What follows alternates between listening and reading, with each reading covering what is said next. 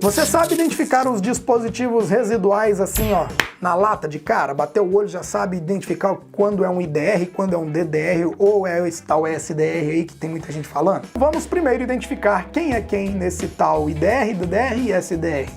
Primeira coisa, o que é o DR, né? O dispositivo diferencial residual, popularmente conhecido como DR, é de uso obrigatório desde 1997, conforme a NBR 5410. Ele possui a função de desenergizar o circuito sempre que houver uma fuga de corrente acontecendo em algum ponto ou parte da instalação, tá? A instalação desse dispositivo é altamente importante e obrigatória, pois ele será o responsável por proteger as pessoas contra os efeitos dos choques elétricos que podem ser originados por correntes de fuga, tá? O funcionamento do DR ele acontece da seguinte forma: quando acontece uma fuga de corrente que ultrapasse a corrente máxima de fuga do DR, o dispositivo identifica essa fuga e desliga de forma automática o circuito, protegendo as pessoas e a instalação. Em residências, a gente usa o DR com uma corrente máxima de fuga de 30 mA, simplesmente pelo fato desses 30 mA serem a intensidade máxima de corrente que um ser humano ele consegue suportar sem causar nenhum dano à saúde dele. Mas é bom saber também, por curiosidade, que existem DRs com outros valores de corrente de fuga, como por exemplo 100, 300, 500 mA, até 1000 mA.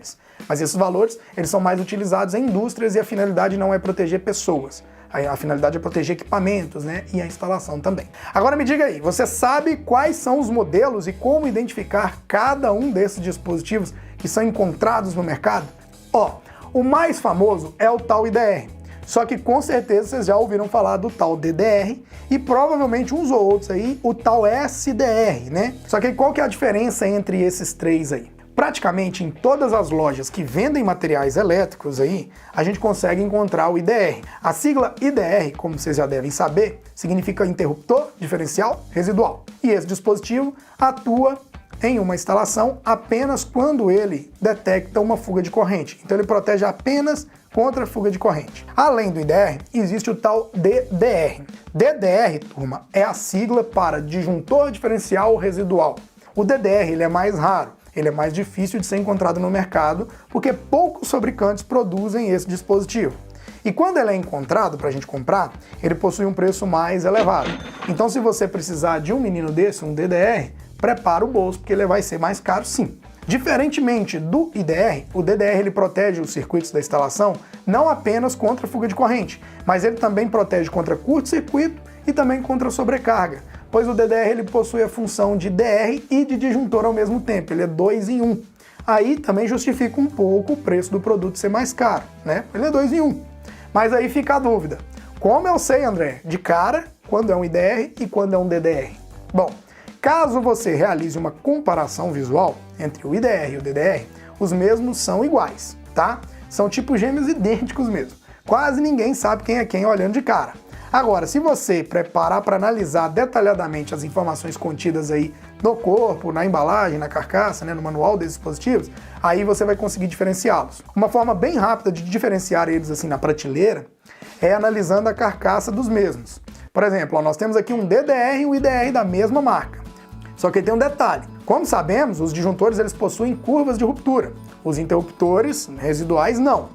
Então na imagem 1, a gente consegue ver uma letrinha C antes do numeral 20, que é a corrente nominal. Essa letra, ela está indicando que esse dispositivo ele tem curva de disparo, no caso a curva C. No outro dispositivo ao lado, não tem a letrinha, tem apenas a indicação da corrente nominal que ele suporta. Isso indica que o dispositivo sem a letra é o IDR, já o modelo com a letra é o DDR, porque ele tem curva. Essa, gente, é a minha maneira, né, que eu vi mais rápida, mais fácil de identificar se o seu dispositivo de proteção ele é um IDR ou um DDR. Fora isso, é necessário consultar o manual do fabricante e procurar essa informação. Mas é bom lembrar que, como no mercado possuem diversos fabricantes, pode ser que as informações contidas aí no corpo do equipamento elas sejam diferentes. Nem todos vão vir dessa forma. Então, nesse caso, você vai ter que ler sim o manual do DR ou então consultar no site do fabricante, né, lá do dispositivo que você acabou comprando, se o seu dispositivo de proteção é IDR ou um DDR. Se der preguiça de pesquisar tudo isso, que até eu falando aqui já dá preguiça, compra um IDR mesmo e coloca um disjuntor antes dele para proteção do circuito, que aí é bem menos trampo e tá tudo legal, tá tudo certo. Você vai ficar protegido da mesma forma. Agora você deve estar se perguntando, André, Tá bom, entendi o IDR e o DDR, mas o que seria esse tal SDR que você falou no início do vídeo? Muita gente tem me perguntado sobre esse tal de SDR aí, gente. Bom, meus queridos, a sigla SDR já deu pano pra manga aqui no canal, a gente pesquisou e para chegar numa resposta... A verdade é que alguns fabricantes eles costumam adicionar letras antes da sigla DR, o que gera muitas dúvidas aos eletricistas se esses dispositivos são IDRs ou DDRs. E esse é o caso do famoso SDR no mercado aí, que nada mais é do que um DR da marca STEC. Como vocês podem ver, né, na imagem aqui, para personalizar o DR, a STEC colocou o S de STEC na frente da sigla e vida que segue. E para quem ainda não faz parte do meu treinamento chamado Eletricista Profissional, você não perde mais tempo não. Por que você não tá lá? Vai aparecer um quadradinho aqui embaixo, ó, você clica nele e confere o método exclusivo que eu criei para transformar pessoas comuns em eletricistas profissionais de verdade. Vocês sabem, né? Eu não fico enrolando nas explicações, a gente vai direto ao ponto e mostra como é que ganha dinheiro prestando serviços elétricos de uma maneira profissional e com qualidade para o seu cliente, tá bom? Ao lado, ó, tem mais vídeos sobre dicas e ideias criativas da nossa área. Clica aqui, ó, e assista um pouquinho mais, tá bom? Grande abraço, até o próximo vídeo. Tchau, obrigado!